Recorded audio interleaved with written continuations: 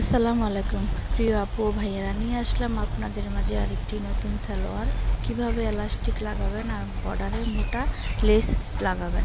তো আমার সালোয়ারটি আমি প্রথমেই একটু সিলি করে নিব, তারপর থেকে আমি এলাস্টিক লাগানোর জয়েন্টটা দেখিয়ে দেব। তো এভাবে সুন্দরভাবে লেস লাগিয়ে সালোয়ারটি তৈরি করলে খুবই ভালো লাগে। তো আমার স্ক্রিপ্টটা কেটে গেছে। এখন যে আমি এলাস্টিকটা লাগাচ্ছি, এটা কোমরের অংশ থেকে একটু ভিতরে হাফ ইঞ্চি গ্যাপ রেখে সালোয়ার এলাস্টিকটা ভিতরে ভরে এভাবে টেনে টেনে সুন্দরভাবে ফিনিশিং করে এলাস্টিকটা লাগিয়ে নিচ্ছি। এলাস্টিকটা উপরে যাতে সিলি না উঠে সেভাবে খেয়াল রাখতে হবে।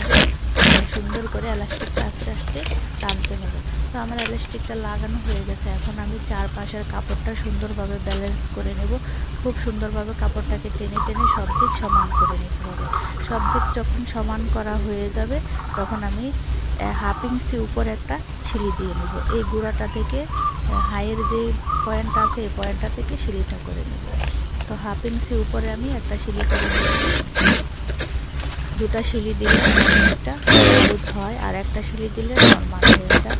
তাই আমরা দুটা সিলি করে নেব প্লাস্টিকের উপরে। প্রথম সিলিটা হয়ে গেছে, এখন আমি মাঝ থেকে আরেকটা সিলি দিয়ে দেব। তো বন্ধুরা, এখনও তোমরা যারা আমার চ্যানেল সাবস্ক্রাইব করোনি, প্লিজ সাবস্ক্রাইব করবে। আর এইভাবে নতুন দেখতে আমার তোমরা যারা নতুন সিলি কাজ শিখছো, তো এই দেখো আমার এলাস্টিকটা লাগানো কত সুন্দরভাবে হয়ে গিয়েছে। এলাস্টিকটা আমি কত ইঞ্চি নিয়েছিলাম, সালোয়ারের 4 ভাগের 1 ভাগ তোমরা এলাস্টিক নেবে। মাজাটার 4 ভাগ করে নেবে, তারপরে মাঝে দিয়ে আরেকটি টাক দিয়ে দেবে। অনেকে এলাস্টিক কতটুকু মাপ নেবে বুঝে না।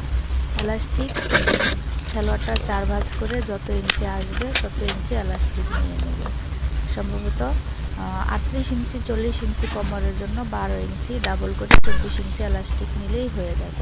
এভাবে মাঝ বরাবর রেখে এলাস্টিকের কিনারে হাফ ইঞ্চি কিনারে, মানে 1 নিডল কিনারে এভাবে সিলি করে নেবে। তারপরে আস্তে আস্তে আস্তে আস্তে এভাবে টেনে টেনে নেবে। তো আমার এলাস্টিকে কীভাবে আমি ভিতরে ভরেছিলাম সেই ভিডিওটা কেটে গেছে, তাই আমি আবার নতুন করে একটু তোমাদেরকে দেখিয়ে দিলাম। এভাবে তোমরা আস্তে আস্তে প্লাস্টিকটা টান করে নেবে। এখন আমি বর্ডারের লেসটা লাগিয়ে নেব।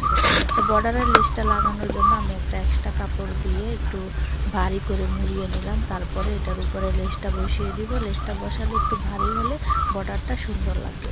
তো আমার মুড়ানো হয়ে গিয়েছে, এখন আমি লেসটা মোটা লেস এটা বসিয়ে দিব।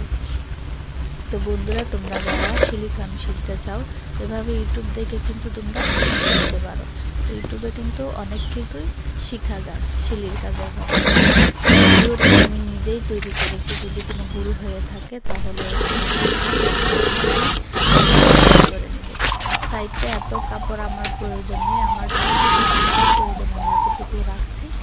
আর এই যে হাইয়ের যে পয়েন্ট আছে, এটা কিন্তু দুটো পয়েন্ট একসাথে মিলিয়ে নেবে। একটা হাফ ডাউন হয়ে গেলে কিন্তু বাঁকা হয়ে যাবে, আর কাপড়।